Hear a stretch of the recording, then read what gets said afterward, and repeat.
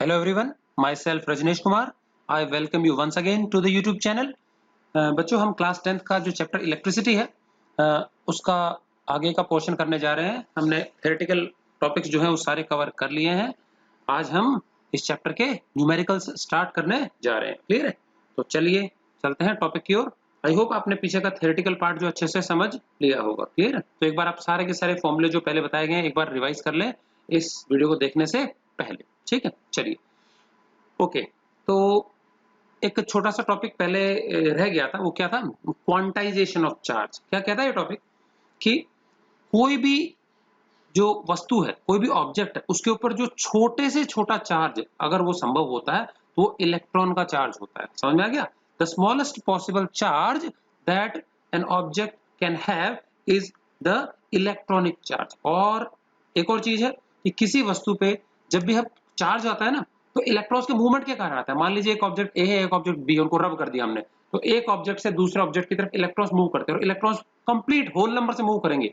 भाई तो एक इलेक्ट्रॉन जाएगा या दो जाएगा या 5 या 10 ऐसे जाएंगे। ठीक है, तो एग्जैक्ट संख्या में टोटल नंबर ऑफ इलेक्ट्रॉन्स जितने जाएंगे उसी हिसाब से चार्ज मूव करेगा। दैट मीन्स जो चार्ज है ना वो इलेक्ट्रॉनिक चार्ज के मल्टीपल में ही संभव है। ऐसा नहीं हो सकता कि जो इलेक्ट्रॉन का चार्ज है उससे आधा, पौना, सवा इतना चार्ज चला जाएगा। समझ में आ गया कि नहीं? क्या? So the charge present on any object it is always the integral multiple of the electronic charge. Plus का हो सकता है उतना, माइनस का हो सकता है। मान लीजिए ये हमारा जो इलेक्ट्रॉन का चार्ज है सबको पता होगा कितना होता है। ये 1.602 इंटू 10⁻⁻19 कूलम होता है। अब मान लीजिए एक ऑब्जेक्ट से दो इलेक्ट्रॉन उधर चले गए तो इसका डबल चार्ज जो है वो उस पर माइनस का आ जाएगा और जिससे इलेक्ट्रॉन्स निकले उस पर उतना ही चार्ज डबल पॉजिटिव आ जाएगा। समझ में आ गया? तो इसका मतलब चार्ज का जो मैग्नीट्यूड है वो सेम रहेगा दोनों बॉडीज पे। एक पे प्लस की वैल्यू होगी जो इलेक्ट्रॉन लूज कर रहा है, दूसरे पे माइनस की वैल्यू होगी। क्लियर? चलिए, अब हमारे को पता है कि चार्ज की जो एसआई यूनिट है वो कूलम है। ठीक है, तो अब देखेंगे ये एक कूलम चार्ज होता कितना है। ठीक है, अगर हमको किसी वस्तु को एक कूलम चार्ज देना हो तो कितने इलेक्ट्रॉन उस पर ट्रांसफर करने पड़ेंगे। ठीक है, तो क्वेश्चन पहला हमारा यही है, determine the number of electrons in 1 coulomb of charge. तो 1 कूलम बहुत बड़ा चार्ज होता है, भयंकर चार्ज है ये। ठीक है, तो यहाँ पे चार्ज हमको क्या दिया है? 1 कूलम। ठीक है, और हमको ई मतलब होता है इलेक्ट्रॉनिक चार्ज, वो हमको पता है कितना? 1.602 इंटू 10⁻⁻19 कूलम। ठीक है, और n मतलब कितने इलेक्ट्रॉन्स लेने पड़ेंगे कि total charge that will be made to 1 coulomb कितना हो जाएगा वो देखना है। तो हमको पता है कि क्वांटाइजेशन प्रिंसिपल क्या कहता है, तो इसका मतलब क्या? चार्ज की क्वांटिटी फिक्स होती है। सबसे छोटा पॉसिबल चार्ज है वो क्या होता है? ये होगा। समझ में आ गया कि नहीं? क्या ये बिल्कुल वैसे ही जैसे आजकल मार्केट में के प्रचलन में देखेंगे, मार्केट में जो सबसे छोटी करेंसी की वैल्यू जो प्रचलन में है वो 1 रुपया है। ठीक है, तो अगर हम किसी भी चीज की प्राइस पे करते हैं तो कम से कम होल नंबर में पे करेंगे। मान लीजिए कोई चीज है जो 32 रुपए 70 पैसे की है तो 70 पैसे हम पे नहीं कर पाएंगे, या तो 33 रुपए पे करेंगे या 32 करेंगे। समझ में आ गया कि नहीं? तो होल नंबर में 1 रुपए से छोटी करेंसी संभव नहीं है। तो इसी प्रकार से सबसे छोटा जो चार्ज की वैल्यू है वो इतनी है, कूलम का चार्ज, इलेक्ट्रॉन का चार्ज। इससे छोटा चार्ज संभव नहीं है। तो किसी वस्तु पे चार्ज इसका मल्टीपल ही हो सकता है, इसका 1 गुना, 2 गुना, 3 गुना। जैसे किसी वस्तु की पेएबल जो मूल्य होगा वो रुपए के मल्टीपल में हो सकता है, होल नंबर में हो सकता है। इसी प्रकार से इलेक्ट्रॉनिक चार्ज के मल्टीपल में ही किसी ऑब्जेक्ट का चार्ज होगा। ठीक है, चलिए। तो Q total charge of the body, capital Q use किया, equal to n times electronic charge. हमको पता नहीं n कितना होगा, तो टोटल चार्ज Q हमने कितना ले रखा है? 1 कूलम बनाना है हमको, तो यहाँ लिख दिया हमने 1। n हमको पता नहीं। एंड E मतलब होता है इलेक्ट्रॉनिक चार्ज जिसकी वैल्यू फिक्स है, ये लर्न कर लेंगे, आपको याद होना चाहिए। 1.602 इंटू 10⁻⁻19। क्लियर है कि नहीं? जब पूरा आंसर निकल जाए तो हम लिख देंगे यहाँ पे यूनिट्स, अगर अदरवाइज कैलकुलेशन है बीच में यूनिट्स लगाना जरूरी नहीं है। चलिए, अगर हमको n निकालना है तो ये चीज डिनोमिनेटर में आ जाएगी, तो 1/1.602 इंटू 10⁻⁻19। अब क्या करेंगे? आगे देखेंगे, ये 10⁻⁻19 नहीं ऊपर आ जाएगा ना, तो ऊपर नीचे मूव करने से पावर जो होती है उसका साइन चेंज हो जाता है। 10⁻⁻19 है, ऊपर आएगा तो 10⁻19 हो जाएगा। क्लियर है? और ये 1.602 है, इसको राउंड ऑफ करके एक डिजिट तक ले आते हैं, तो देखो आगे वाला डिजिट 0 है तो हम इसको हटा सकते हैं, तो 1.6 ही आ जाएगा। तो ये हो गया। अब अगर हम ये पॉइंट हटा दें, देखो ये नीचे पॉइंट हटा दें तो ऊपर 10 लग जाएगा, और 10 का मतलब होता है 10 की पावर 1, तो 10:1 और 10:19 को इंटू करेंगे तो 10:20 हो गया टोटल। समझ में आ गया भाई? 10:1 आ जाएगा ना इधर, ये तो यह 16 हो गया, पॉइंट हट गया। अब हम क्या कर सकते हैं? 16 को काटने के लिए 2 डिजिट है ना, तो 2 जीरो वाला एक संख्या हम इसमें से निकाल लेते हैं। इसका मतलब हो गया 1 और 1 के आगे कितने जीरो? 20 जीरो। तो इसमें से क्या करते हैं? 100 बाहर निकाल लेते हैं, तो 18 जीरो बचेगा। समझ में आ गया? जैसे हम 100 को ले सकते हैं 10 इंटू 10, 1000 को ले सकते हैं 10, 10, 10, तो ऐसे 2 10 मतलब 100 बाहर निकाल लेते हैं, तो यहाँ बचेगा 10⁻18, ये आ गया 100। अब इनको काट लो आराम से, तो ये 4 से काटेंगे तो 4 4 जा कटेगा और 4 25 जा, और 25 डिवाइड बाय 4 करेंगे तो ये आएगा 6.25। तो हमेशा साइंटिफिक नोटेशन में एक डिजिट के राइट साइड में, फर्स्ट डिजिट के राइट साइड में हमको डेसिमल रखना है, ठीक है। तो ये फाइनली आ गया हमारा कितना, 6.25 इंटू 10⁻18 इलेक्ट्रॉन। समझ में आ गया कि नहीं क्या? तो इतनी संख्या में इलेक्ट्रॉन्स अगर हम ले लेंगे तो that total charge will be equal to 1 coulomb charge. Clear? तो बहुत बड़ी संख्या है, क्लियर है? चलिए अभी हम अगला क्वेश्चन पे चलते हैं। ओके, ये इलेक्ट्रिक पोटेंशियल पे आधारित है। हमने पढ़ा है फॉर्मूला इलेक्ट्रिक पोटेंशियल का, V इक्वल टू क्या होता है, W/Q, work done per unit charge, और ऐसा यूनिट इसकी जूल पर कूलम या फिर वोल्ट होती है, ठीक है कि नहीं? चलिए क्या कह रहे हैं देखो, how many joule of work will be done, कितना जूल वर्क हो पाएगा, कितना जूल वर्क करना पड़ेगा in moving A charge of 3 coulomb between 2 points at a potential of 10 volt. समझ में आ गया कि नहीं क्या? कितना जूल काम करना पड़ेगा यदि हमको एक चार्ज को मूव करना है, चार्ज कितना है 3 कूलम, और 2 पॉइंट्स के बीच में मूव करना है, दोनों के बीच में पोटेंशियल डिफरेंस है 10 वोल्ट। तो देखेंगे 2 पॉइंट्स है, मान लो ए और बी है, तो उसके बीच में पोटेंशियल डिफरेंस आ गया 10 वोल्ट, दे रखा है हमने को वोल्ट में पोटेंशियल। चार्ज दे रखा है 3 कूलम, तो क्यू लिख लेंगे हम 3 कूलम, और पूछा है वर्क निकालना है जूल में, तो वर्क इक्वल टू नहीं पता हमको, क्वेश्चन मार्क लगा लिया हमने, और हमको पता है 2 पॉइंट्स के बीच में पोटेंशियल डिफरेंस जो होता है work done per unit charge होता है, W/Q। तो W इक्वल टू क्या आएगा, W इक्वल टू ये इधर इंटू हो जाएगा, तो पोटेंशियल V इंटू Q, तो V हमारा VAB मतलब दोनों पॉइंट्स के बीच का potential difference into charge, VAB potential difference हमको दे रखा है कितना 10 वोल्ट, और चार्ज कितना है 3 कूलम, तो 10 3 से कितना हो गया 30, so we will have 30 joules of work done in moving the charge of 3 coulomb between those points having potential difference of 10 volt। समझ में आ गया? तो यूनिट के साथ लिखेंगे आंसर हमेशा, ठीक है। ये था हमारा क्वेश्चन नंबर 2। चलिए आगे चलते हैं। ओम्स लॉ सबको पता है, V is equal to I into R, ठीक है। तो अगला क्वेश्चन क्या है, determine the resistance of a conducting wire. हमको रेजिस्टेंस निकालना है कंडक्टिंग वायर का, इफ यदि 0.5 ampere current flows through it, इतना करंट उसमें से बह रहा है, and A potential difference of 2 volt is produced across its ends, और उसके एंड्स के बीच में कितना पोटेंशियल डिफरेंस लगाया गया 2 वोल्ट।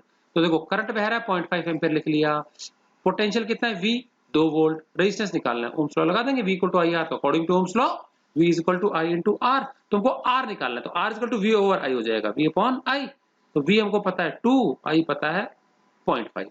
अच्छा पॉइंट हटा देंगे तो ऊपर कितना लग जाएगा 0, तो 20/5 मतलब 4 आ जाएगा, तो ये क्या मिला हमको, रेजिस्टेंस 4 ओम मिला। क्लियर है? चलिए आगे चलते हैं। ये सीरीज और पैरेलल कॉम्बिनेशन से आधारित है क्वेश्चन। अगला हमारा फोर्थ वाला, the resistance of 3 ohm, the resistances of 3 ohm, 4 ohm and 5 ohm are connected in series combination। हमको पता है सीरीज क्या होता है, बैटरी से चले और एक ही रास्ते पे सारे रेजिस्टेंसेस आ जाएं एक ही चक्कर में, तो इस प्रकार का जो कॉम्बिनेशन है कहलाता है सीरीज रेजिस्टेंस, ठीक है। तो देखो बैटरी से चले हम ये, और पहले आ गया 3 ओम, फिर 4 ओम, फिर 5 ओम, समझ में आ गया? चलिए, और बैटरी का जो पोटेंशियल है वो 6 वोल्ट है, 0.6 वोल्ट, ठीक है। तो बैटरी का पोटेंशियल है 0.6 वोल्ट, 0.6 वोल्ट है। एक सेकंड चेक कर लेते हैं क्या है पोटेंशियल, एक जगह 6 दिया है, एक जगह 0.6 वोल्ट है, ठीक है कि नहीं क्या? तो वो क्वेश्चन में मिस्टेक है, अभी करेक्शन कर देते हैं इसको। तो बैटरी का पोटेंशियल है 6 वोल्ट, क्लियर है। तो अभी हमको क्या पूछा है, current in each of the resistances, समझ में आ गया? प्रत्येक रेजिस्टेंस में कितना करंट बहेगा, and potential difference at the ends of each resistance, हर एक के अक्रॉस पोटेंशियल डिफरेंस क्या होगा और हर एक के अक्रॉस करंट क्या होगा, ठीक है। अच्छा अब ध्यान से देखेंगे, हमको पता है सीरीज में करंट सेम रहता है, तो यहाँ से जो करंट चलेगा वही इसमें से जाएगा, वो इसमें से जाएगा, वो इसमें से जाएगा, तो तीनों के क्रॉस करंट निकाल लेंगे हम, तो ये तो कॉमन ही आएगा। तो वो जो करंट इन तीनों में से जाएगा वो सर्किट का टोटल करंट होगा, समझ आ गया कि नहीं, जो यहाँ से निकलने वाला है। तो टोटल करंट निकालने के लिए हमको टोटल पोटेंशियल पता है, टोटल रेजिस्टेंस निकाला जाए, और सीरीज में हमको पता है रेजिस्टेंस का फॉर्मूला क्या है, RS इक्वल टू पता है ना हमको, देखो equivalent resistance in series combination is क्या होता है, RS इक्वल टू होता है R1 plus R2 plus R3, तीनों को जोड़ देते हैं। पैरेलल में होता है 1/RP equal to 1/R1 plus 1/R2 plus 1/R3, parallel में रेसिप्रोकल्स होता है, ठीक है।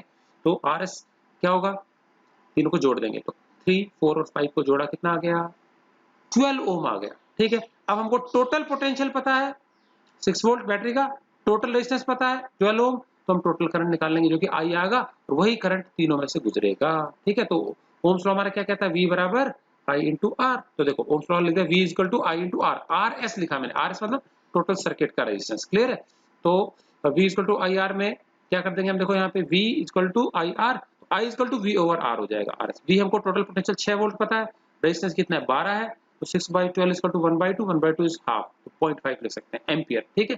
तो हमको पता है since current through each resistor in series combination remain same, current series में डिवाइड नहीं होता है ना, पोटेंशियल डिवाइड होता है, तो current flowing through each resistor will be 0.5 ampere, current तो सेम रहा। अब हमको पता है कि सीरीज कॉम्बिनेशन में पोटेंशियल डिफरेंस अलग अलग होता है, तो मान लेते हैं जो पहला रजिस्टर है उसके अक्रॉस पोटेंशियल डिफरेंस V1 है, दूसरे के अक्रॉस V2, तीसरे के अक्रॉस V3, समझ में आ गया। और करंट हम निकाल चुके हैं, सब में 0.5 एम्पियर है। तो देखो सेकंड पॉइंट क्या लिखा मैंने, we know that potential difference in series combination is different, potential बढ़ जाएगा। तो मान लेते हैं potential difference across 3 ohm resistor V1 है, potential difference across 4 ohm resistor V2 है, and potential difference across 5 ohm resistor V3 है। तो V equal to I into R, तो I तो सेम ही है, I ले लिया, और R1 R2 R3 अलग अलग। चलो I हमने निकाल रखा है 0.5 एम्पियर, ये 0.5 इंटू पहला रजिस्टर 3 ओम का है, 0.5 इंटू दूसरा रेजिस्टेंस 4 ओम का है, 0.5 इंटू तीसरा रेजिस्टेंस 5 ओम का है, इसको इंटू किया तो 1.5 वोल्ट, 0.5 इंटू 4, 4 5 20 मतलब 2.0, 5 5 25, एक एक पॉइंट लग जाएगा तो 2.5 वोल्ट, समझ में आ गया। और इन तीनों को ऐड करेंगे तो 6 वोल्ट आएगा, देखो 2 3 3.5, 3.5 और 2.5 हो गया 6 वोल्ट, क्लियर है ना। 2.5 ऐड कर देंगे, तो इस प्रकार से क्या है, हमने तीनों ही रजिस्टर के अक्रॉस करंट निकाल लिया जो कि सेम ही होगा सीरीज में, और पोटेंशियल डिफरेंस जो डिवाइड हो जाएगा वो ये आएगा। इन तीनों का टोटल पोटेंशियल डिफरेंस बैटरी के पोटेंशियल दैट इज 6 वोल्ट के बराबर आना चाहिए, क्लियर है। चलिए अगला हमारा एक क्वेश्चन है जो कि पैरेलल कॉम्बिनेशन से संबंधित है। पहले क्वेश्चन समझ लेते हैं क्या है। इन एन इलेक्ट्रिक सर्किट, एक इलेक्ट्रिक सर्किट में रेजिस्टेंसेस 3 पैरेलल में जोड़े 6 वोल्ट की बैटरी के अक्रॉस, बैटरी वैसी है 6 वोल्ट, और 3 रेजिस्टेंस कौन कौन से हमारे बताओ, 1 ओम 2 ओम एंड 3 ओम। तो ये हमारा 1 ओम है, ये 2 ओम है, और एक नीचे वाला क्या है, ये 3 ओम है, ठीक है कि नहीं क्या। तो लिख लेते हैं यहाँ पे, या ठीक है फिगर में भी मॉडिफाई नहीं कर पाएंगे, तीनों समझा कि 1 ओम 2 ओम एंड 3 ओम रेजिस्टर्स हैं, ठीक है। उसके बाद हमको क्या निकालना है, 6 वोल्ट की बैटरी है, equivalent resistance of the combination, combination का इक्विवेलेंट रेजिस्टेंस निकालना है, total current in the circuit, इस बार टोटल करंट निकालना है। अब टोटल करंट यहाँ पे कैसे निकलेगा, टोटल पोटेंशियल और टोटल रेजिस्टेंस से निकलेगा, और करंट थ्रू ईच रजिस्टर, इस बार करंट डिवाइड होने वाला है, पोटेंशियल तो सेम रहेगा क्योंकि पैरेलल है, तो इसके अक्रॉस पोटेंशियल भी 6 वोल्ट, इसके अक्रॉस भी 6 वोल्ट, इसके अक्रॉस भी 6 वोल्ट, करंट बटेगा। तो हमको करंट निकालना है I1 I2 I3। तो मान लीजिए पहला रजिस्टर है 1 ओम, उसमें I1 करंट जा रहा है, दूसरे में I2, तीसरे में I3 जा रहा है, ठीक है। ये तीनों को क्या निकालना है, रेजिस्टेंस निकालना है, तीनों करंट निकालना है, क्लियर। चलिए चलते हैं, तो सबसे पहले हम निकाल लेंगे equivalent resistance part A, equivalent resistance in parallel combination. चलिए हमको फॉर्मूला पता है इक्विवेलेंट रेजिस्टेंस का, क्या है बताओ, 1/Rp, P मतलब parallel combination, 1/Rp equal to 1/R1 plus 1/R2 plus 1/R3, जितने भी हो उतना जुड़ जाएगा, चौथा होता है तो 1/R4 एंड सो ऑन, ठीक। चलिए तो 1/R1 हमको 1 पता है, 1 ओम, ये 2 ओम, ये 3 ओम, तो 1/1 प्लस 1/2 प्लस 1/3, एलसीएम लिया तो 6 आ जाएगा। अब देखो 1 कितना टाइम जाएगा, 6 टाइम्स, तो 6 1 जा 6, 2 से डिवाइड करेंगे 6 को, 2 3 जा जाएगा, 3 1 जा 3, और 3 को डिवाइड करेंगे 6, 3 से डिवाइड करेंगे 6 को तो 3 2 जा, 2 1 जा 2, तो फाइनली 6 प्लस 3 प्लस 2 कितना होता है 11, तो 11/6 आ गया। 11/6 हमारा 1/Rp है, ध्यान देंगे, उल्टा करना नहीं भूलेंगे, मैंने बताया था आपको, थ्रेड समझाई तब। तो Rp इक्वल टू 6/11, समझ में आ गया। तो ये आ गया हमारा रेजिस्टेंस इफेक्टिव इसका सर्किट का। तो टोटल रेजिस्टेंस ये रहा, टोटल पोटेंशियल ये रहा, तो टोटल करंट आई कैसे निकालेंगे, ओम्स लॉ लगा देंगे हम, ठीक है ना। चलिए देखो टोटल करंट इक्वल टू क्या आ जाएगा बताओ इस बार, V equal to I R होता है ओम्स लॉ, आर की जगह आरपी टोटल, तो हमको आई निकालना है टोटल करंट, तो आई इक्वल टू क्या होगा, V ओवर आरपी, V हमको पता है 6 वोल्ट की बैटरी है, तो हमने रेजिस्टेंस अभी निकाला है 6/11, तो 6/11 ये डिवाइड में इनटू करेंगे तो 11/6 आ जाएगा, तो 6 6 क्या हो जाएगा, कट जाएगा, कितना आएगा 11 आएगा, समझ में आ गया भाई, ये डिवाइड में है ना, तो इनटू कर देंगे तो 11/6, 6 इंटू 11/6, 6 कैंसिल हो जाएगा and we will have 11 ampere, ये आ गया टोटल करंट। अब इस 11 के 3 टुकड़े होंगे, समझ में आ गया कि पहला जो रेजिस्टेंस है 1 ओम का, उसमें से कितना करंट जाएगा, 2 ओम का, उसमें से कितना जाएगा, 3 ओम का, तो ऊपर वाला 1 ओम है, ये 2 ओम है, लास्ट वाला 3 ओम है, ठीक है। तो करंट डिवाइड होगा, हमको पता है कि पैरेलल पे करंट डिवाइड करता है, तो अगेन ओम्स लॉ लगाएंगे इस बार, और I1 I2 I3 निकालेंगे, ठीक है कि नहीं है, और I होता है V ओवर R, देखेंगे करंट थ्रू ईच रेजिस्टर, समझ में आ गया। ओम्स लॉ जैसे था ना V equal to I R, तो I इक्वल टू क्या होगा V अपॉन R, ठीक। चलिए तो we know that current divides in series combination, ठीक है। करंट सीरीज कॉम्बिनेशन में, सॉरी ये गलत हो गया ना, current divides in parallel combination आना चाहिए यहाँ पे, PARALLEL, ठीक है। सो करंट हमारा पैरेलल कॉम्बिनेशन में डिवाइड करता है, ठीक है। तो I इक्वल टू क्या हो जाएगा होता है, V अपॉन, यहीं से निकाला हमने ओम्स लॉ से, I equal to V upon R है ना, तो V upon R1, I2 V upon R2, I3 V upon R3, ठीक। चलिए V पोटेंशियल हमको पता है बैटरी का 6 वोल्ट है टोटल, ठीक है, जो कि सेम ही रहने वाला प्रत्येक रेजिस्टर से।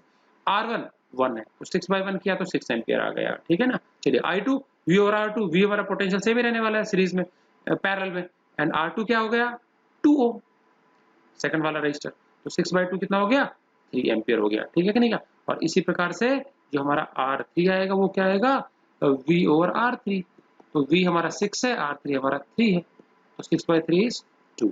तो तीनों अगर हम करंट्स को ऐड करें, पहला वाला कितना आया था हमारा बताओ 6 एम्पियर, फिर आया था 3 एम्पियर, 6 और 3 कितना हो गया 9, एंड ये आ गया 2, तो 11 एम्पियर आ जाएगा जो हमारा टोटल करंट आया था, ऐड करके भी देख सकते हैं, समझा क्या। चलिए तो ये था हमारा क्वेश्चन नंबर 5, आगे चलते हैं।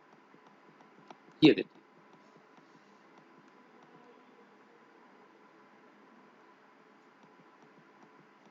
ओके, हमको ये 2 पॉइंट्स ए और बी दिए हुए हैं, ठीक है, और इसके बीच में हमको इफेक्टिव रेजिस्टेंस निकालना है, इक्विवेलेंट रेजिस्टेंस, ठीक है कि नहीं क्या। ओके, अब हम देखेंगे कि ए पॉइंट ये है और ये जो पॉइंट है ये, इनके बीच में ये 3 रेजिस्टेंस जुड़े हुए हैं, समझा क्या, वो टुकड़ों में निकालना पड़ेगा इसको। एक रेजिस्टेंस इस रास्ते पे आ रहा है, एक इस पे आ रहा है, एक इस पे आ रहा है, तो पॉइंट ए ये पॉइंट बी है, और मान लेते हैं थोड़ी देर के लिए सपोज ये पॉइंट पी है और ये पॉइंट क्या है क्यू, ठीक है। तो ए और ये पी, एपी के बीच में देखो ये तीनों पैरेलल में जुड़े हुए हैं, तो हम पहले इन तीनों का इफेक्टिव रेजिस्टेंस निकालेंगे कि ये तीनों मिलाकर के एक सिंगल कितने रेजिस्टेंस के बराबर हो जाएगा, जो इधर होएगा वो इधर होगा, यहाँ पे भी तो ऐसा ही है। तो देखते हैं, in the above circuit 3 2 ohm resistances are connected in parallel twice, दो बार जुड़े हुए हैं ना, देखो ये रहा, एक बार 2 2 इधर 2 2 इधर, दो बार जुड़े हुए हैं, one near end A and other near end B, एक तो एंड ए के पास और एक एंड बी के पास है, ठीक है। तो equivalent resistance of these 3 resistors in parallel, तो पैरेलल में इन तीनों का जो इफेक्टिव रेजिस्टेंस इक्विवेलेंट रेजिस्टेंस होगा क्या होगा, पहले वो निकाल लेते हैं। चलिए, तो 1/Rp पैरेलल में equal to 1/R1 plus 1/R2 plus 1/R3, तो ये आ जाएगा 1/2 प्लस 1/2 प्लस 1/2, समझो बताओ, आधा आधा आधा 3 बार ऐड करेंगे तो 1.5 होता है, और 1.5 होता है 3/2, या तो ऐसे कर लो या एलसीएम लेके निकाल लो, ठीक है। या एक और काम कर सकते हैं, जैसे हमारा होता है ना x plus x plus x 3x होता है, तो आधा प्लस आधा प्लस आधा 3 बार आधा, तो 3 इंटू 1/2, तो मतलब 3/2 हो जाएगा, ठीक है। तो हमने टोटल इफेक्टिव रेजिस्टेंस निकाला 3/2। अब देखो ये 3/2 है, तो ये भी 3/2 होगा, और 3/2 होता है 1.5, तो ये 1.5 है, ये 1.5 है। तो अब अगर इस तीनों की जगह मैं एक ही रेजिस्टेंस लिख दूं 1.5 ओम का, और इधर भी एक ही लिख दूं 1.5 ओम का, तो अब ए और बी के बीच में ये 1.5 ओम 2 ओम और ये 1.5 ओम एक ही पाथ पे आ गए, और ये तीनों सीरीज में आ जाएंगे, समझ में आ गया भाई। इन तीनों की जगह मैं एक सिंगल रेजिस्टेंस लगा सकता हूँ ना 1.5 ओम का, इनके बराबर का, और यहाँ पे भी 1.5 ओम, तो 1.5 फिर 2 और फिर 1.5, तो इफेक्टिव रेजिस्टेंस सीरीज में क्या हो जाएगा ए और बी के बीच में 1.5 और 1.5 3, 3 में 2 जोड़ा 5, तो 5 ओम आ जाएगा। देखेंगे आगे कैसे लिखना है अपने को। इफेक्टिव रेजिस्टेंस पैरेलल में आ गया है दो बार, 2/3 2/3, ठीक है। सॉरी हमने उल्टा तो किया ही नहीं है, 1/Rp जो है 1/Rp क्या है, ये 3/2 आया है, 1.5 ओम नहीं आया, तो Rp कैसे करेंगे, उल्टा करना नहीं भूलेंगे, तो ये 2/3 आ जाएगा, ठीक है। Rp आ गया 2/3 ओम, ठीक। अब now the circuit can be redrawn, circuit को मॉडिफाई कर लेते हैं, तो इन तीनों के स्थान पे हम 2/3 ओम लिख सकते हैं, इनके स्थान पे 2/3 ओम लिख सकते हैं। Rp निकालना था हमको, ठीक है, हमने 1/Rp ही ले लिया था अभी थोड़ी देर पहले, ओके। तो ये आ गया, देखिए अब वो जो 3 रेजिस्टेंस थे उसका इक्विवेलेंट रेजिस्टेंस है 2/3, यहाँ पे भी 2/3 है, और ये बीच में 2 आ गया। अब इफेक्टिव रेजिस्टेंस क्या होगा, अब देखो तीनों सीरीज में हो गए, एक लाइन में हो गए ना, तो तीनों को हम क्या कर देंगे, सिंपली ऐड कर देंगे, तो RS, now the effective resistance between A and B will be, series में क्या होगा, RS equal to R1 plus R2 plus R3, R1 है 2/3, फिर R2 है 2, R3 है 2/3, तो ये हो जाएगा 2/3 और 2/3 को ऐड करेंगे तो 4/3 आएगा एलसीएम, और फिर 2 ऐड करेंगे तो ये आ जाएगा एलसीएम लेके 2 एंड 4/3 आएगा, एक होल नंबर और एक फ्रैक्शन को ऐड करते हैं ना, तो बस प्लस खींच देना बीच में से, तो 3 2 6 और 4 10/3 आ जाएगा। 10/3 को डिवाइड करना है तो 3.333 या फिर 10/3 ओम, क्लियर है। तो ये आ गया हमारा क्या है, सीरीज में इफेक्टिव रेजिस्टेंस ए और बी के बीच में, क्लियर है। चलिए आगे चलते हैं, बिल्कुल वैसा ही क्वेश्चन है, बस वैल्यूज बदल दी गई है, ठीक है कि नहीं का। यहाँ पे 333 333 और 1 है। तो पहले इसका निकालते हैं पैरेलल में। इसका पैरेलल में क्या हो जाएगा बताओ? 3 रेजिस्टेंस जो है 2 बार जुड़े हुए हैं पैरेलल में, तो equivalent resistance of these 3 resistance in parallel will be क्या हो जाएगा? एंड ए के पास जो है 1/Rp = 1/3 + 1/3 1 + 1/3, तो 3 बार 1/3, 3 कट गया, विल गेट 1 ओम। अच्छा, ये 1/Rp, तो 1 को 1/1 ले सकते हैं, तो उल्टा करेंगे तो भी कोई फर्क नहीं पड़ेगा, तो ये 1/1 ही मतलब 1 ही रहने वाला है। Rp कितना आ गया हमारा? 1 ओम। तो रेसिप्रोकल जो है 1 का 1 ही होता है। तो अब ये तीनों का इफेक्टिव रेजिस्टेंस 1 ओम है, ये भी 1 ओम है। तो अब ये 1 ओम 1 ओम और ये 1 ओम सीरीज में हो गया तीनों। तो ए और बी के बीच में टोटल 3 ओम आ जाएगा सीरीज में। चेक कर लेते हैं, देखेंगे आगे। ठीक है, तो सर्किट को दोबारा बना देंगे ए और बी के बीच में। ये जो 3 पैरेलल में थे 1/3 1/3 1/3 के, ये 1 ओम आ गया, ये भी 1 ओम हो गया, 1 पहले से ही था। तो नाउ सीरीज में तीनों का इफेक्टिव रेजिस्टेंस क्या हो जाएगा? RS = R1 + R2 + R3, 1 1 1 को ऐड किया, कितना आएगा? 3 ओम। सेम क्वेश्चन है वैसे ही, बस वैल्यू चेंज कर दी। तो वैल्यू चेंज करने जाए तो आप लोग कर सकते हो इजीली। क्लियर है? चलिए क्वेश्चन नंबर 8 पे चलते हैं। Okay, this is based on joules law of heating. ठीक है, हम अलग अलग प्रकार की हीटिंग कॉइल्स यूज करते हैं। नाइक्रोम का जो वायर होता है हीटर में यूज होता है, इलेक्ट्रिक आयरन में यूज होता है, गीजर्स में होता है। ठीक है, ये resistance coil of nichrome, nichrome का एक रेजिस्टेंस कॉइल है जिसका रेजिस्टेंस कितना है? 50 ओम, 50 ओम दिया हो तो हमने लिख लिया आर, गिवन जानकारी 50 ohm. It is joined to a battery of 10 volt, potential दे दिया तो हमने लिख दिया वी 10 वोल्ट।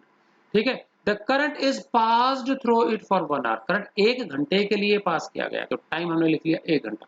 अब हमको ध्यान देना है, टाइम हम घंटे में नहीं लिखेंगे, टाइम हमको सेकंड्स में चाहिए, क्योंकि फॉर्मूला हमारा है ना joules of heating, H = I² RT। तो उसके लिए हमको टाइम किस में लेना पड़ता है? सेकंड्स में लेना पड़ता है, फॉर्मूले में बताया था मैंने। तो टाइम 60 मिनट्स है और 60 मिनट्स को सेकंड में कर देंगे, तो 1 घंटे में कितना होता है? 60 × 60 मतलब 3600 सेकंड होता है, क्योंकि 1 मिनट में 60 सेकंड, तो 60 को 60 से इंटू कर दिया, 3600 सेकंड हो गए 1 घंटे के अंदर।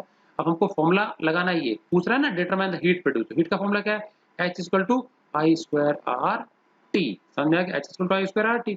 तो अकॉर्डिंग टू ओम्स लॉ, अब हमको देखो क्या क्या पता है इस फॉर्मूले के लिए। आई नहीं पता, आर और टी तो पता है, देखो ये रहा आर, ये रहा टी। प्रॉब्लम क्या है? आई नहीं पता, तो आई हम ओम्स लॉ से निकाल लेंगे, वी और आर पता है। तो सबसे पहले ओम्स लॉ लगा दिया, V = I × R। तो आई निकालना है, तो I = V/R। तो I = क्या आ गया? V/R। V है 10, दिख रहा है गिवन में, V 10 वोल्ट है और R है 50, तो 10/50 है, तो 1 और 5 काट देंगे तो 1/5, 1/5 को डिवाइड करेंगे तो 0.2 आएगा। ठीक है कि नहीं? ये आ गया 0.2 एम्पियर। अब H निकालना है, I² RT, तो देखो I² 0.2 × 0.2 इंटू फिर R कितना है? 50 ओम और T है 3600 सेकंड्स।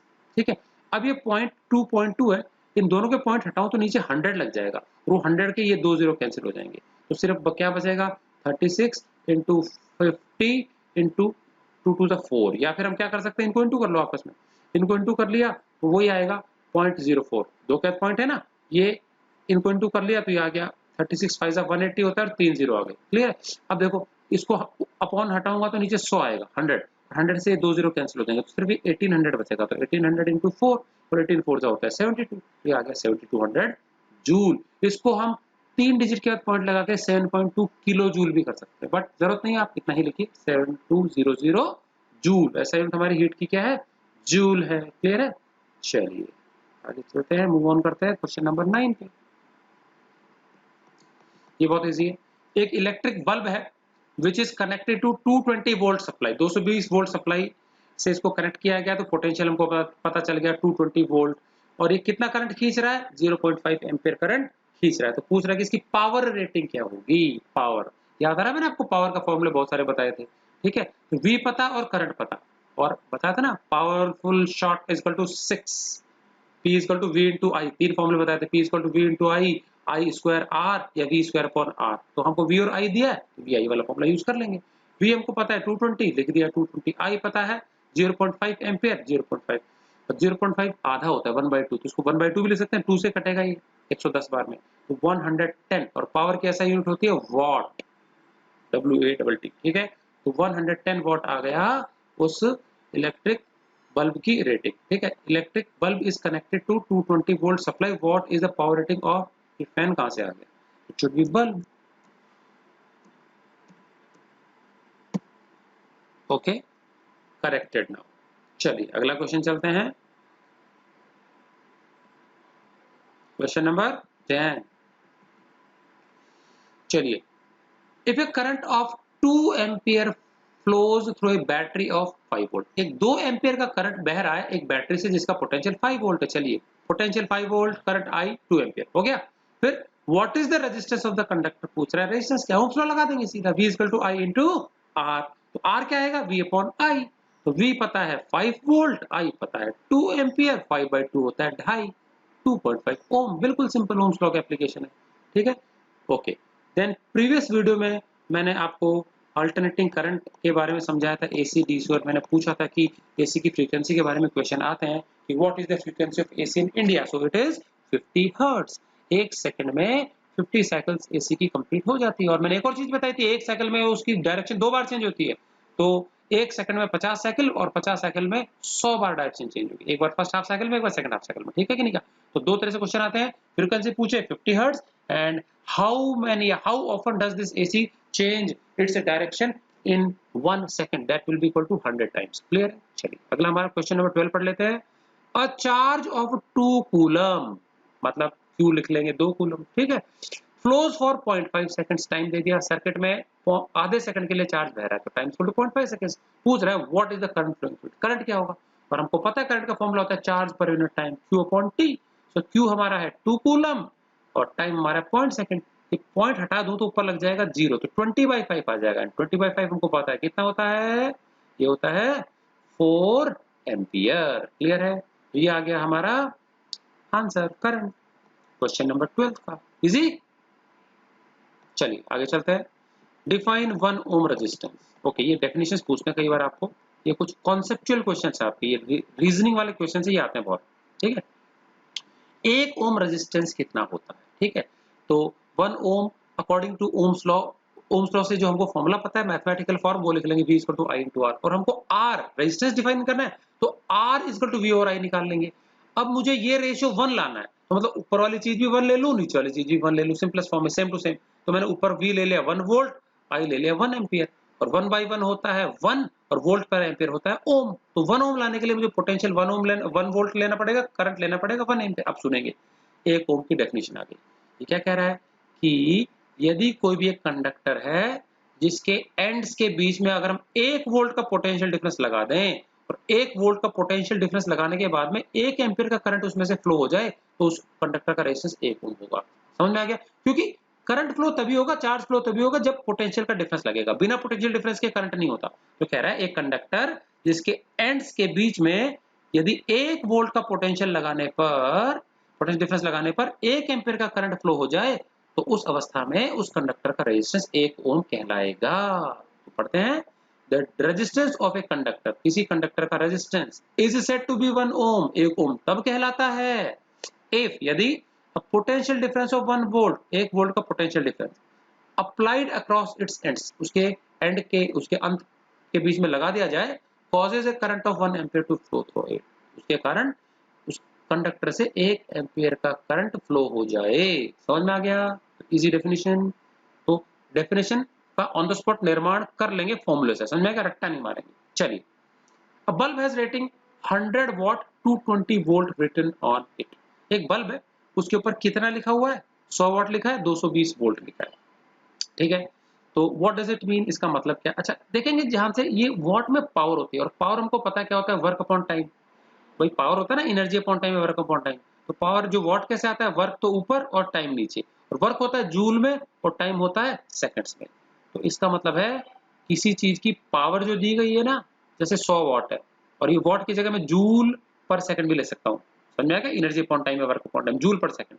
तो अगर मैं इसको जूल पर सेकंड से रिप्लेस करता हूँ तो 100 जूल पर सेकंड आएगा। तो इसका मतलब किसी चीज की पावर का अर्थ क्या होता है, ये होता है कि उसको अगर हम इलेक्ट्रिकल, उस इलेक्ट्रिकल अप्लायंस को यदि हम किसी सॉकेट में प्लग इन कर दें, तो 1 सेकंड में उतना जूल एनर्जी खाएगा। तो अगर ये 100 वाट की चीज है तो जूल पर सेकंड भी ले सकते हैं इसकी जगह, तो 1 सेकंड में 100 जूल एनर्जी ये बल्ब खर्च कर लेगा। किसी का पावर 1000 वाट है, 1 सेकंड में 1000 जूल एनर्जी वो कंज्यूम कर लेगा, ठीक है कि नहीं, हमारे सर्किट में से। तो देखो पूछ रहे इसका मतलब क्या है, what does it mean.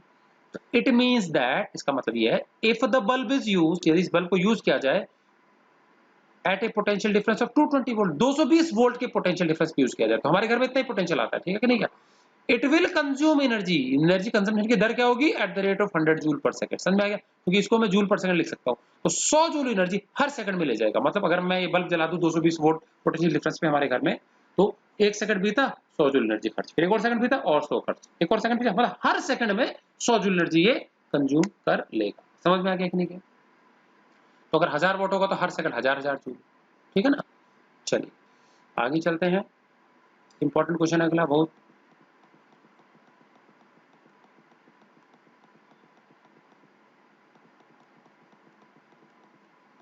Okay चलिए, दो रेजिस्टेंस वायर है made up of same material, दो रेजिस्टेंस वायर है और एक ही पदार्थ के मेटल के बने, सपोज कॉपर के बने हुए। समझ में आ गया कि नहीं? क्या हमने पढ़ा है, अगर मटेरियल सेम होता है तो जो रेजिस्टेंस है वो डायमेंशंस पे डिपेंड करता है, लेंथ और क्रॉस सेक्शन एरिया पे, ठीक है। लेकिन जो रेजिस्टिविटी होती है वो मटेरियल के लिए क्या होती है, constant. Resistivity is same for the material. समझ में आ गया? कॉपर का वायर चाहे कैसे लंबा छोटा मोटा पतला कैसा भी हो, रेजिस्टिविटी चेंज नहीं होगी, रो जिसको बोलते हैं, पता था ना formula, rho equal to R A upon L, Rajasthan में लुई लू, R A upon L. R resistance है, ए क्रॉस सेक्शन एरिया है मीटर स्क्वायर में, और एल है length of the conductor. Rho is resistivity, ये देखो सिंबल लिखा है रो का, ठीक है कि नहीं? क्या सो लिखा है उनका जो क्रॉस सेक्शन एरिया है ना, मान लो पहला मटेरियल है वायर, उसका एरिया A1 है, दूसरा वायर का एरिया A2, तो A1 अपॉन A2 है 2:11। तो पूछ रहा what is the ratio of the resistance, resistance का रेशियो निकालना है। तो अब भाई क्रॉस सेक्शन एरिया अलग है तो रेजिस्टेंस भी अलग अलग आएगा, रेजिस्टिविटी तो सेम होगी। तो देखो सिंस मटेरियल इज सेम, क्योंकि मटेरियल सेम है तो the resistivity rho is also same. Resistivity material पे डिपेंड नहीं करती है, समझ आ गया? वो सिर्फ शेप साइज डायमेंशन पे डिपेंड करता है, क्या रेजिस्टेंस, रेजिस्टिविटी सेम रहेगी, ठीक। तो हमको दिया है कि उनका क्रॉस सेक्शन एरिया डिफरेंट है और लिखा है देयर लेंथ्स आर सेम, तो मान लेते हैं प्रत्येक वायर की जो लेंथ है वो क्या है, एल है। और क्रॉस सेक्शन एरिया का रेशियो, सपोज पहला वाला है उसका क्रॉस सेक्शन एरिया A1, दूसरे वाले का A2, दूसरे वायर का, तो A1 अपॉन A2 दिया है 2:11, मतलब 2:11। तो पूछ रहा है रेजिस्टेंस का रेशियो R1 अपॉन R2 निकालना है। समझ में आ गया? चलिए अब मुझे बताओ, पहले वायर की रेजिस्टिविटी और दूसरे वायर की सेम ही रहेगी, क्यों? क्योंकि मेटेरियल तो सेम ही है ना। तो रो हम पहले वाले का भी निकालेंगे, दूसरे वाले का भी निकालेंगे, ठीक है। तो resistivity of first wire will be, अच्छा रो का फॉर्मूला होता है आर ए अपॉन एल, तो पहले वाला जो आया वो क्या आएगा, आर ए अपॉन एल, तो आर ए अपॉन एल, और पहले वाले में रेजिस्टेंस R1 है, ये ना R1, एरिया A1 है और लेंथ तो सेम है तो L। सेकंड वायर की रेजिस्टिविटी निकालेंगे तो रो इक्वल टू, रो तो सेम रहने वाला है, यहाँ पे आर ए अपॉन एल, तो आर की जगह R2 आ जाएगा क्योंकि सेकंड रेजिस्टेंस है, एरिया उसका अलग है, A2 आ जाएगा अपॉन L। ओके, अब देखो ये भी इसकी रेजिस्टिविटी इसकी दोनों की सेम ही है तो दोनों को इक्वेट कर देंगे, रो तो सेम ही है, तो R1 A1 upon L equal to R2 A2 upon L, ये आ गया, इक्वेट कर दिया। अब इधर से देखिएगा तो एल एल कट जाएगा, दोनों तरफ से सेम टू सेम है, तो ये आ गया क्या, R1 A1 equal to R2 A2। अब हमको निकालना है R1 बाय R2, तो इस R1 को तो इधर ही रख लेंगे, R2 नीचे आ जाएगा और A1 उधर नीचे चल जाएगा, तो R1 बाय R2 ये रहा equal to A2 bye A1, ये रहा। अब A2 बाय A1 निकालना है। अब देखो ये है A1 बाय A2 2/11, तो अल्टरनेंडो उल्टा कर देंगे। समझ में आ गया? सॉरी इन्वर्ट रेंडो, भाई A1 बाय A2 अगर 2/11 है तो A2 बाय A1 कितना होगा, 11/2, तो हमने उल्टा करके लिख दिया 11/2, तो हमको रेजिस्टेंस का रेशियो आ गया। तो अगर एरिया का रेशियो 2:11 है तो रेजिस्टेंस का रेशियो बिल्कुल उल्टा हो जाएगा। हमने पढ़ा भी है कि द रेजिस्टेंस जो होता है वायर का ये इनवर्सली प्रोपोर्शनल होता है क्रॉस सेक्शन एरिया के, तो जो क्रॉस सेक्शन एरिया का रेशियो है उसका उल्टा रेजिस्टेंस का रेशियो हो जाएगा, ठीक है ना।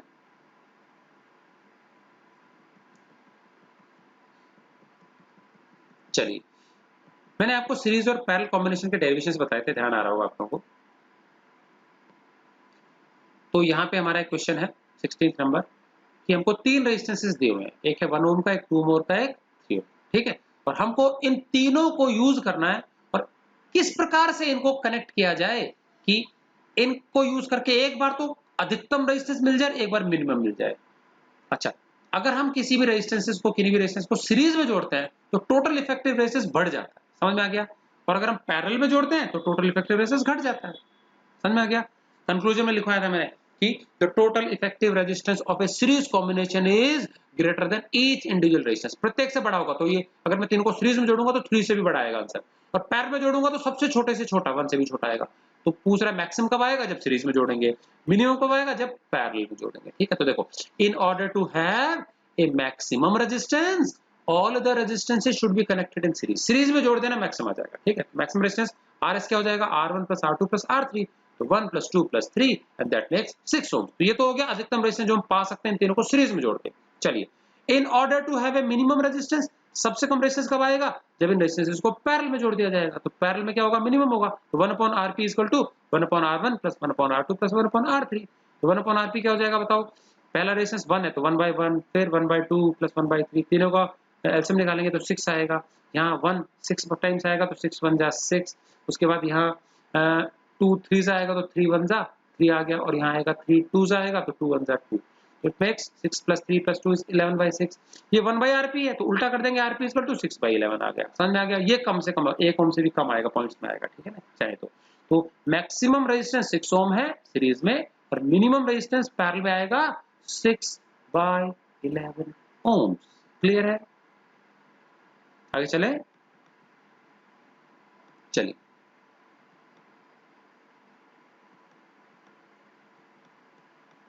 Okay, now we are on question number 17। चलिए क्या है ये, a current of 10 milliampere. अब ये ध्यान से सुन लेंगे, ये छोटा m का मतलब क्या है, मीटर नहीं है, मिली है, ये एब्रिविएशंस है, पावर नोटेशंस है कुछ, ठीक है। तो कुछ पावर नोटेशंस आपको बता दूं, डेसी कहीं आ जाता है, स्मॉल डी डेसी, तो वो होता है 10⁻⁻1 1/10 होता है, मतलब सेंटी आ जाता है तो होता है 10⁻2 मतलब 1/100, मिली आ जाता है तो वो आता है 10⁻3 1/1000। इसके बाद माइक्रो आ जाता है, माइक्रो माइक्रो माइक्रो का सिंबल होगा म्यू की तरह, ऐसे करके ऐसे यू के जैसा सिंबल होगा म्यू माइक्रो, वो होता है 10⁻6, समझा क्या, या 1/10 लाख, ठीक है। नैनो 10⁻9, इसी प्रकार से पिको 10⁻2। तो ये कुछ पावर नोटेशन है, कहां से शुरू किया हमने, deci, deci 10⁻1 small D symbol है, उसके बाद सेंटी स्मॉल सी 10⁻2, फिर मिली 10⁻3, तो 10⁻1 -2 -3 ये तीन याद रख लेंगे आप लोग, डेसी सेंटी मिली, ठीक है, small D small C small M इनके सिंबल्स, ठीक। उसके बाद मैंने माइक्रो और बताया 10⁻6, नैनो 10⁻9, पिको 10⁻12, एब्रिविएशन याद रखेंगे, ठीक है। माइक्रो का म्यू सिंबल है ऐसा करके, फिर उसके बाद माइक्रो के बाद में नैनो का स्मॉल एन, पिको का स्मॉल पी, ठीक। चलिए तो करंट कितना दिया है, 10 मिली एम्पियर, मिली हटाना है हमको यहाँ से, सिर्फ एम्पियर में रखना है, तो मिली की जगह लिख देंगे 10⁻3, इसको हम 1/1000 भी कर सकते हैं, कैसे, क्योंकि 1/10�3 और 10�3 इज 1000, ठीक है। और पोटेंशियल पूछ रहा है, वायर के अक्रॉस पोटेंशियल कितना दिया हुआ है, एंड्स के अक्रॉस 2.5 वोल्ट दिया है, and potential difference of 2.5 volts is produced across its ends. इतना करंट पास करने से इतना पोटेंशियल डेवलप होता है, तो पूछ रहा है रेजिस्टेंस क्या होगा, तो आई हमको 10 नहीं ले लेना, ध्यान देंगे 10 × 10⁻3, मिली की जगह ये लिखना पड़ेगा पावर नोटेशन, ठीक है, बाकी सब सही है। तो ओम्स लॉ हमको पता है V = I × R, तो R हो जाएगा V/I, V 2.5 वोल्ट, I 10 × 10⁻3, समझ में आ गया कि नहीं गया, ओके जी। अब मैं ये -3 को ऊपर ला रहा हूँ, तो 10⁻3 हो जाएगा, और 10⁻3 हो जाएगा, पावर चेंज हो जाएगी ना प्लस की, तो 10⁻3 1000 होता है, और नीचे पहले से 10 है, तो देखो एक 0 कट जाएगा, 1 0 ये गया, 1 0 ये गया, तो ऊपर 100 बचेगा और 2.5 बचेगा, और 2.5 को 100 से करेंगे ना इंटू, तो देखो या अगर मैं हटा देता हूँ पॉइंट तो नीचे 10 लग जाएगा, और एक 0 और कट जाएगा, तो 25 10 से 250 आने वाला है, समझ में आ गया कि नहीं गया। सो हमको फाइनली जो रेजिस्टेंस है वो मिल गया 250 ओम। तो बस सब इधर चेंज करना है थोड़ा सा, मिली एम्पियर को मिली को 10⁻3 लिखना पड़ेगा, ठीक है कि नहीं क्या। चलिए आगे चलते हैं, मोस्टली आपको मिली और माइक्रो आएगा, मिली 10⁻3, माइक्रो हो जाता है 10⁻6, ये 2 यूनिट ज्यादा आपने करंट, ठीक है।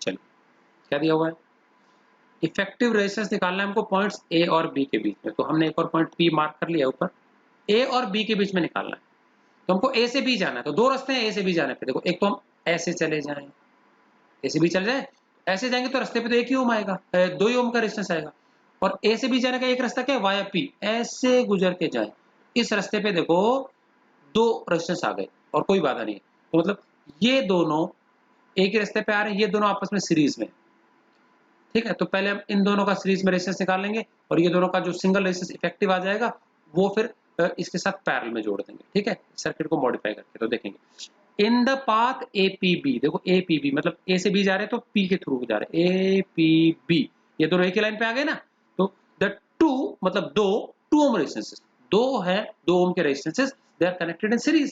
सीरीज में बताया था मैंने, एक ही रास्ता हो तो ए से बी जाने का, इस रास्ते पे ये दोनों आ रहे हैं एक साथ एक ही लाइन में, तो ये सीरीज में। तो इफेक्टिव रेजिस्टेंस बताओ पाथ एबीपी का, एपीबी का क्या हो जाएगा, एपीबी का क्या हो जाएगा, R S equal to 2+2 R1 plus R2, ये हो गया 4 ओम। अब मैं इस रास्ते पे जो दोनों रेजिस्टेंस है उसका इकट्ठा सिंगल रेजिस्टेंस 4 ओम ऐड कर सकता हूं, तो मैं क्या कर दूंगा, इस ए और बी के बीच में इस पूरी ब्रांच के स्थान पे मैं एक ही ऐसे और 4 ओम का रेजिस्टेंस लगा दूंगा बीच में। समझ में आ गया कि नहीं, क्या तो देखेंगे। Now this 4 ohm resistance in arm APB, अभी आर्म एपीबी में कितना रेजिस्टेंस है टोटल 4, ये 4 जो है और ये जो इधर 2 है ये पैरेलल में हो गए ना, क्योंकि देखो ए से बी एक रास्ते पे तो 4 है और दूसरे रास्ते पे 2 है, तो ये दोनों आपस में क्या हो गए, पैरेलल में हो गए। तो देखो this 4 ohm resistance in arm APB and 2 ohm resistance in arm AB are in parallel combination. ऊपर वाले आर्म एपीबी का तो रेजिस्टेंस 4 ओम, नीचे वाले का 2 ओम, ये दोनों पैरेलल में हो गए क्योंकि एक अलग रास्ते पे आ रहा है, एक अलग रास्ते पे आ रहा है।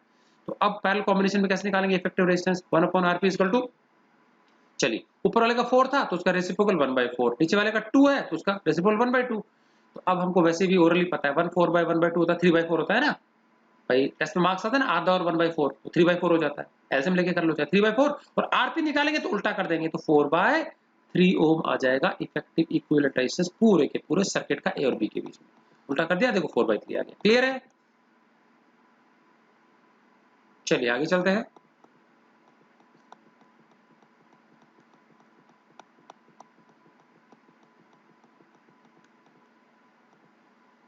चलिए बहुत आसान है ये, ए और बी के बीच में हमको इक्विवेलेंट रेजिस्टेंस निकालना है इफेक्टिव सर्किट का, ठीक। चलिए ए से मेरे को बी पर जाने के दो रास्ते, एक तो वाया पी और एक है वाया क्यू, ठीक। अच्छा पी के थ्रू जाते हैं तो ये दोनों एक ही रास्ते में आ रहे हैं, तो इन दोनों, ये दोनों सीरीज में हो गए, तो इन दोनों का इफेक्टिव रेजिस्टेंस हो गया 2+2 4 ओम, और इधर से ये दोनों इस रास्ते पे सीरीज में ए क्यू बी में, तो ये 2+2 कितना हो गया 4 ओम, तो ऊपर वाला भी 4 और नीचे वाला भी 4। अब मैं इन दोनों के स्थान पे एक सिंगल रेजिस्टेंस लगा सकता हूँ 4 ओम का, और इधर लगा सकता हूँ 4 ओम का। अब ए और बी के बीच में दो अलग अलग रास्तों पे 4-4 ओम के रेजिस्टेंस आ रहे हैं, दोनों पैरेलल में है, तो इनका रेसिप्रोकल से निकलेगा 1/Rp। देखो इन द पाथ एपीबी, ऊपर वाले पाथ में देखो एपीबी में द टू मतलब दो 2 ohm resistances are connected in series, एक रास्ते पे सीरीज में, तो effective resistance of path APB, APB का रेजिस्टेंस क्या होगा इफेक्टिव आरएस, सीरीज में 2+2 4 ओम, सेम चीज नीचे वाले के लिए आ जाएगा, ठीक है। इसी प्रकार से effective resistance of arm AQB will be वही 2+2, तो ऊपर वाले को हमने RS मान लिया है सीरीज में, नीचे वाले को RS डैश पर हल्का सा निशान लगा दिया डैश, दोनों का हो गया। अब ये दो 4 ओम के जो रेजिस्टेंस है पैरेलल में हो गए ए और बी के बीच, एक ऊपर हो गया और एक नीचे हो गया। तो अभी देखो सर्किट को मॉडिफाई करके दोबारा से बना लेंगे, तो सर्किट की शक्ल हमारी कुछ कैसी दिखेगी, एक ऊपर एक नीचे।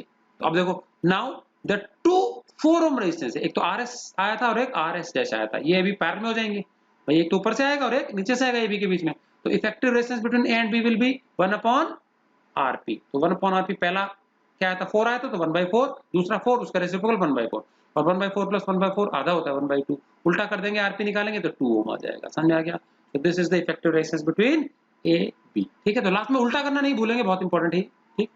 चलिए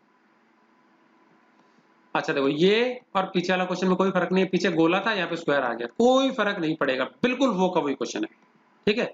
बस यहाँ पे थोड़ा सा वैल्यूज चेंज कर दी टाइमिंग के लिए, ठीक है। अब देखेंगे ए से बी जाना है हमको, एक रास्ते पे ए पी बी पे दो रेजिस्टेंसेस है 2 और 2 ओम के, तो दूसरे रास्ते पे ए क्यू बी पे दो रेजिस्टेंस है 3 ओम के, ये दोनों आपस में सीरीज में है, इनका इफेक्टिव रेजिस्टेंस आ जाएगा आर एस इक्वल टू 2+2 4 ओम, और ये आर एस डैश कितना आ जाएगा 3+3 6 ओम। समझ में आ गया कि नहीं, और बाद में 4 ओम और 6 ओम पैरेलल में हो जाएंगे आपस में ए बी के बीच में, ठीक है। तो 3 स्टेप निकलेगा आंसर हमारा। चलिए चेक करते हैं इफेक्टिव रेजिस्टेंस ए बी के बीच में कैसे हम निकाल लेंगे, ठीक है। ओके चलिए देखेंगे, इन द पाथ एपीबी में द टू मतलब दो 2 ohm resistances are connected in series combination, तो उनका इफेक्टिव रेजिस्टेंस क्या हो जाएगा एपीबी पाथ का RS equal to 2+2 4 ohm. Similarly दूसरे वाले का एक्यूपी का क्या हो जाएगा आरएस डैश 3+3 कितना हो जाएगा आरएस डैश 6 ओम आ गया, दोनों आ गए। अब ये दोनों पैरेलल में हो गए, कैसे हो गए, ये ऊपर तो लगा हुआ है 4 ओम और नीचे लगा हुआ है दोनों का मिलाकर के 6 ओम। तो देखेंगे now the two 4 ohm and 6 ohm resistances, एक तो 4 ओम का और एक 6 ओम का रेजिस्टेंस RS और RS dash, they are connected in parallel combination between A and B, और बी के बीच में क्या हो गए पैरेलल में हो गए, तो effective resistance 1/Rp equal to 1/4 plus 1/6, ठीक है, तो 1/4 प्लस 1/6। एलसीएम लिया 4 और 6 का, दोनों 12 के टेल में आते हैं। 4 3 टाइम्स कटेगा तो 3 1 जा 3, 6 कटेगा 2 टाइम्स, 2 1 जा 2, 3 + 2 = 5, तो 5/12 उल्टा करना भूलेंगे नहीं, तो Rp = 12/5 ओम। ये इफेक्टिव रेजिस्टेंस आ गया पूरा सर्किट का। चाहो तो पॉइंट्स में निकाल लो, नहीं तो ऐसे भी छोड़ सकते हैं, नो प्रॉब्लम। समझ में आ गया? क्लियर है? आगे चले।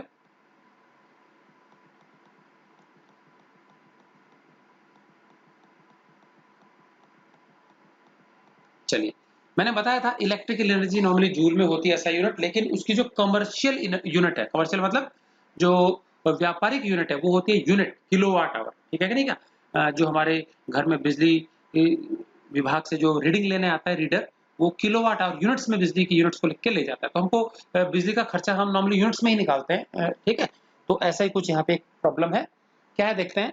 N immersion rod of 1500 watt, ध्यान देंगे, एक इमर्शन रॉड मतलब पानी गर्म करने का इमर्शन रॉड, जिससे पानी गर्म करते हैं, बॉयलर।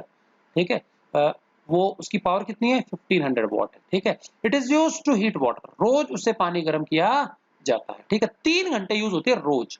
ठीक है, तो हमको क्या क्या दे दिया? पावर दे दिया। और हमको पता है कि जब भी हमको इलेक्ट्रिकल एनर्जी यूनिट्स में निकालनी हो, समझ में आ गया, जूल में भी निकलती है, जूल हमारी छोटी यूनिट है, तो हमको इलेक्ट्रिकल एनर्जी निकालनी है, यूनिट्स में निकालनी है। ठीक है, और लिखा है, क्योंकि देखो यहाँ लिखा है ना कि if cost of 1 unit of electrical energy, तो यूनिट में निकालनी पड़ेगी। 1 यूनिट इलेक्ट्रिसिटी की कीमत है 5 रुपए, समझ में आ गया? तो कितनी एनर्जी खर्च हो जाएगी 30 दिन में, 1 महीने में कितनी एनर्जी खर्च हो जाएगी वो निकालनी है, उसका कीमत निकालनी है, कॉस्ट, बिल कितना आएगा रोज 3 घंटे यूज करने के बाद में। तो उसके लिए हमको बड़ी वाली यूनिट किलोवाट आवर लेना पड़ेगा। तो किलोवाट आवर में पावर किलोवाट में लेनी पड़ेगी और टाइम लेना पड़ेगा आवर में। समझ में आ गया? तो अब देखते हैं किस किस में दिया है हमको। पावर हमको दिया है 1500 वॉट, तो किलोवाट में कैसे करेंगे? 1000 से डिवाइड करके। तो 1500 वॉट को 1000 से डिवाइड कर देंगे तो 1.5 किलोवाट होगा। जैसे 1000 होता है ना, 1000, तो 1000 को हम 1 किलो बोल सकते हैं। ठीक है, तो 1000 से डिवाइड, तो 1000 है, 1000 को 1 किलो कैसे किया हमने? 1000 से डिवाइड किया तो 1 आ जाएगा ना। तो इसी प्रकार से जो भी हमारे को पावर दी है उसको 1000 से डिवाइड करेंगे, we will get the power in kilowatt. तो 1000 से डिवाइड करेंगे तो यहाँ 3 का पॉइंट लग जाएगा, तो 1.5 किलोवाट। आगे जीरो का कोई मतलब नहीं होगा। ठीक है, अच्छा, रोज कितना यूज हो रहा है? ये 3 घंटे। तो अगर रोज 3 घंटे हो रहा है तो 30 दिन में कितना होगा? 33 से 90 आवर्स होगा ना। तो यूसेज फॉर 30 डेज, तो 33 से 90 घंटे।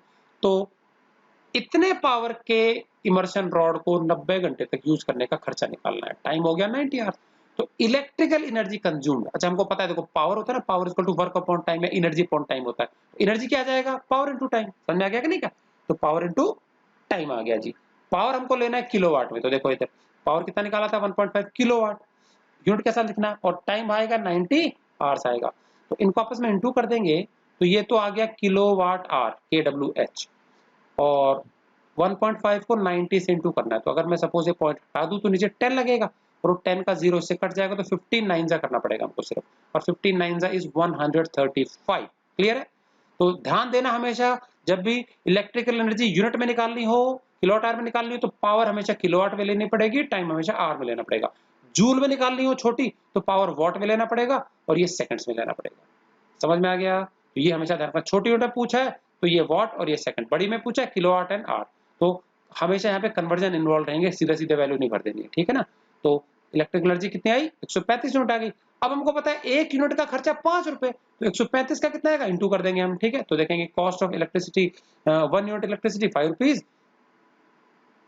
तो देखो इधर cost of electrical energy consumed, कितनी बिजली खर्च हो गई, उसकी लागत क्या आएगी? एट द रेट, ये एट द रेट का निशान है, ₹5 पर यूनिट, 1 यूनिट के 5 रुपए के हिसाब से। तो 5 को इंटू कर देंगे 135 से, so the total amount, final amount will be ₹675 only. Clear है? ये आएगा हमारा बिल, खर्चा इमर्शन रॉड को यूज करने का। ठीक,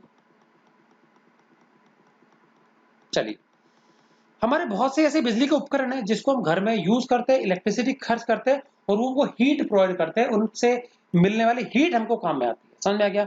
तो कौन से उपकरण हैं जो हीटिंग इफेक्ट पे आधारित नहीं है, मतलब जहां पे हमको हीट नहीं लेनी होती? समझ में आ गया? Which of the following devices is not based on heating effect of current? Electric iron है, प्रेस, हमको हीट की जरूरत होती है, कपड़े प्रेस करते हैं तो करंट में जब हम उसको प्लग इन करते हैं सॉकेट में, तो हीट होती है, हीट से हम कपड़े को इस्त्री करते हैं। ठीक है कि नहीं है? इसी प्रकार से इलेक्ट्रिक हीटर है, उसमें भी हमको खाना वाना पकाने के लिए, रूम को हीट करने के लिए गर्माहट की जरूरत पड़ेगी। टोस्ट करने के लिए, सेकने के लिए ब्रेड को हमको हीट की जरूरत पड़ेगी। रेफ्रिजरेटर में तो उल्टा काम करना है अपने को, रेफ्रिजरेटर में हीट थोड़ी करना है, रेफ्रिजरेटर में हमको चीजों को ठंडा करने के लिए रखते हैं।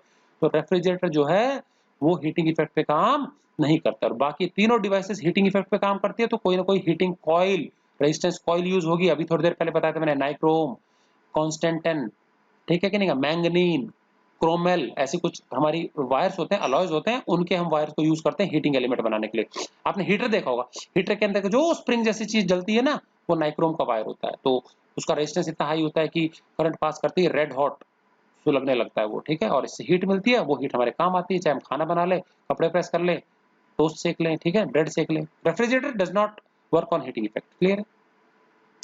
देन उसके बाद अगला हमारा कितने जूल होते हैं 1 किलोवाट आवर में। मैंने पहले भी निकाल के बताया था 36 लाख होते हैं। एक बार फिर देख लेते हैं हम कि ऐसा यूनिट में कन्वर्ट किया है बड़ी वाली यूनिट को, ठीक है कि नहीं क्या। ओके, सो ई मतलब electric power, sorry electrical energy, ठीक है। तो इलेक्ट्रिकल एनर्जी होता है पावर इनटू टाइम। तो अभी ऊपर हमने थोड़ी देर पहले क्वेश्चन किया, तो पावर को किलोवाट में लिया था, टाइम को आर में लिया था, तो किलोवाट आवर में आया था, यूनिट में आया था। इस बार पावर को यदि हम वॉट में ले लेंगे और टाइम को ले लेंगे सेकंड में, तो जूल में आएगा। तो अब देखो, बड़ी यूनिट है ये, छोटी यूनिट है जूल। तो 1 किलोवाट आवर में जूल कितने होते हैं, तो बड़ी यूनिट क्या है देखो उधर, 1 किलोवाट आवर। 1 किलोवाट आवर तब आता है जब पावर हम 1 किलोवाट ले लें, 1 आना है ना, तो दोनों 1 1 होना चाहिए, पावर और टाइम दोनों। तो 1 किलोवाट आवर कब आएगा, जब पावर तो ले ले 1 किलोवाट और टाइम ले ले 1 आवर। अब ये तो बड़ी यूनिट्स हैं, इनको छोटी में कन्वर्ट करना है। 1 किलोवाट में होते हैं 1000 वॉट और 1 घंटे में होते हैं 3600 सेकंड। अब इनको इनटू कर दें तो वॉट सेकंड साथ आ गया W और सेकंड का सिंबल है S, तो ये आ गया 36। और देखो 3 0 और 2 0 5 0, 36 1 जा 36, 36 के आगे 5 0। और पावर नोटेशन में इसको लिखना है तो डेसिमल देखो लास्ट में, यहाँ पे यहाँ से कितना शिफ्ट करना पड़ेगा, 5 0, तो ये लगे, एक प्लेस और करना पड़ेगा। साइंटिफिक नोटेशन में हम फर्स्ट डिजिट के राइट साइड में हम डेसिमल लगाते हैं, तो 6 डेसिमल शिफ्ट करना पड़ा हमको, तो ये हो जाएगा 3.6। जितना डेसिमल हमने इसको लेफ्ट में शिफ्ट किया उतना ही पावर आ जाएगी प्लस की, क्योंकि नंबर ये बड़ा था, इसको छोटा करके लगा तो पावर, अब इससे इंटू करेंगे तो वही आ जाएगा, ठीक है ना। तो 3.6 इंटू 10⁶ जूल। तो 1 किलोवाट आवर में 36 लाख जूल, या पावर नोटेशन में लिखें तो 3.6 इंटू 10⁶ जूल होते हैं, क्लियर है। चलिए, ये हमारा लास्ट न्यूमेरिकल था और आप लोगों के लिए खुद अटेम्प्ट करने के लिए एक होमवर्क दिया जा रहा है। इस फिगर को ध्यान से देख लेंगे, ठीक है। Calculate the electric current in the given circuit. इस सर्किट में इलेक्ट्रिक करंट हमको निकालना है, ठीक है। अब 2 और 3 सिचुएशन आपको दी हुई है। क्या 3 सिचुएशन दी है कि पहला लिखा है कि K1 इज ओपन, दो स्विच है हमारे पास, K1 और K2। ये दोनों में से कह रहा है सिर्फ K1 ओपन हो, K2 को बंद कर दें। अब अगर ये ओपन होगी तो करंट स्टार्ट ही नहीं होगा आना। जब स्टार्ट ही नहीं होगा तो यहाँ 0 रीडिंग आएगी और करंट जाएगा ही नहीं आगे। समझ में आ गया कि नहीं क्या। तो K1 ओपन होने से, K1 तो खुली है मतलब स्विच ऑफ है K1, और K2 क्लोज मतलब ये ऑन है, तो इसके ऑन होने से कोई फर्क नहीं पड़ेगा हमारे को। तो पूछा है करंट कितना होगा, कुछ करंट नहीं होगा, चलेगा ही नहीं करंट, क्योंकि खुले सर्किट में करंट फ्लो ही नहीं करता है। तो यहाँ करंट क्या होना चाहिए, 0 होना चाहिए। बोथ कीज आर क्लोज, हाँ अब ऑपरेट करेगा सर्किट। अगर दोनों कीज क्लोज होती है, ये भी बंद है ये भी बंद है, तो देखो यहाँ से करंट आएगा टोटल ऐसे ऐसे ऐसे घुस के जाएगा, ठीक है। और ये करंट बटेगा, एक उस ब्रांच में से जाएगा, एक इस ब्रांच में जाएगा। अब मुझे बताओ, इस पॉइंट से इस पॉइंट के बीच में इस ब्रांच में 2 रेजिस्टेंस है, दोनों सीरीज में, और सीरीज में क्या हो जाएगा RS R1 प्लस R2, तो ये दोनों आ जाएंगे कितने, 8 ओम। इसी प्रकार से इससे नीचे वाली जो ब्रांच है इसमें भी 2 रेजिस्टेंस जुड़े हुए हैं, करंट आएगा ना 4 ओम प्लस 4 ओम, ये भी 8 ओम हो गया। अब ये 8 ओम और ये 8 ओम इस और इस पॉइंट के बीच में पैरेलल में हो गए, तो इफेक्टिव रेजिस्टेंस सर्किट का क्या हो जाएगा, 1/Rp = 1/8 + 1/8। तो क्या हो जाएगा, 1/8 और 1/8 को ऐड करेंगे तो 2 बार 1/8 आएगा, तो 2 × 1/8 तो कट के आ जाएगा 1/4।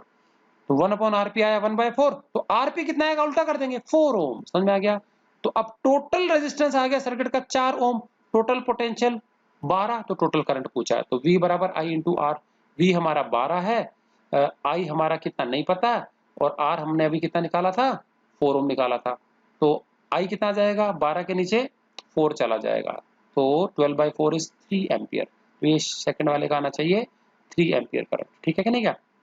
अब इस वाले केस में बताओ क्या कह रहा है कि K2 is open and K1 is closed. अब देखो K1 तो बंद है, ये ऑन है, K2 खुला हुआ है। अब K1 बंद है तो करंट स्टार्ट होगा, ऐसे आएगा ऐसे आएगा ऐसे आएगा, यहां तक तो आ जाएगा बेधड़क। फिर ऊपर वाली ब्रांच में से तो करंट जाएगा, नीचे तो ये खुला हुआ सर्किट, इस ब्रांच में से नहीं आएगा, ये इनइफेक्टिव हो जाएगी। तो सिर्फ और सिर्फ इस ब्रांच में करंट आएगा। तो इफेक्टिव सर्किट का रेजिस्टेंस क्या होगा, सिर्फ 8 ओम ही होगा, क्योंकि ये तो काम ही नहीं करेगा, या तो करंट ही नहीं आ रहा, तो सर्किट सिर्फ एक ही काम करेगा, यहाँ से ये ऐसे ऐसे ऐसे ऐसे और ऊपर वाला ये ऊपर से आ जाएगा बस खाली। तो इफेक्टिव रेजिस्टेंस 8 ओम होगा, तो total resistance 8 ohm, total potential 12, तो करंट क्या होगा, V equal to I into R, तो I इक्वल टू V और R, तो V है 8, V है 12 और रेजिस्टेंस 8 ओम, तो 12/8 हो जाएगा कितना, 6/2 से काटेंगे तो 6 या 4 से काट लो तो 3/2 आ जाएगा, मतलब 1.5 एम्पियर। तो यहाँ 3 एम्पियर आया था या 1.5 एम्पियर आएगा, ठीक है। तो आपको पूरा प्रॉपर तरीके से करना है, रीजनिंग दे देके कि ये चाबी खुलेगी बंद होगी तो कौन सा काम करेगा कौन सा नहीं करेगा, अल्फाबेट्स लिख लेना वहाँ इन पॉइंट्स पे ए एंड बी करके, ए और बी, ठीक है, ये पी और क्यू लिख लेना यहाँ पे, ठीक है ना। तो इसके आंसर शायद मैंने आपको नीचे दे रखे होंगे, सॉल्व योरसेल्व्स, खुद ही सॉल्व करेंगे। अभी मैंने बता दिया था वर्बली, पहले वाले में 0 क्योंकि करंट स्टार्ट ही नहीं होगा, दूसरे में 3 एम्पियर, तीसरे में 1.5 ampere, and this completes your chapter number 10, ठीक है। तो सारे न्यूमेरिकल्स आप करने से पहले एक काम करेंगे, सारे चैप्टर के जो फॉर्मूले हैं वो एक पेज पे लिख लेंगे, कंपाइल कर लेंगे, सबकी यूनिट्स का ध्यान रख लेंगे और उसके बाद ये न्यूमेरिकल्स स्टार्ट करेंगे। आई होप सबको ये न्यूमेरिकल समझ में आ गए होंगे। एग्जाम में 2-4 नंबर के न्यूमेरिकल्स कंफर्म आते हैं इस चैप्टर से, ठीक है कि नहीं क्या। ओके, सो आज की वीडियो के लिए इतना ही, ठीक है। इसके बाद हम 10th क्लास में चैप्टर चालू करेंगे, ह्यूमन सिस्टम्स, जो हमारे 7 अलग अलग सिस्टम्स है ना, वो चालू करेंगे और एक एक वीडियो में 1 या फिर 2 ये सिस्टम्स में एक्सप्लेन करूंगा, ठीक है। तो उसके लिए आप तैयार रहिए एंड थैंक्स फॉर वॉचिंग।